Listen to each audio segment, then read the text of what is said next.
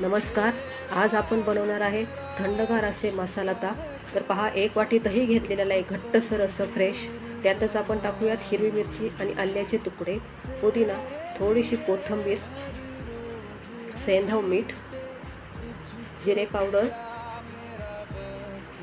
थोडीशी साखर, आपले साधे मीठ आणि 1 वाटी पाणी आणि झाकण लावून मिक्सरला छान असे घट्टसर फिरवून घेऊया. ग्लास घेतलेले आहे, त्यामध्ये बर्फाचे खडे टाकून घेऊ आणि वरतून आपले तयार झालेले मसाला ताक ओतून घेऊ. हे ताक पचनासही खूप उपयुक्त आणि पिण्यासही खूप टेस्ट त्याची छान लागते. अगदी लहान मुलेही पिऊ शकतात. वरतून थोडीशी जिरे पावडर टाकून आपले ताक तयार.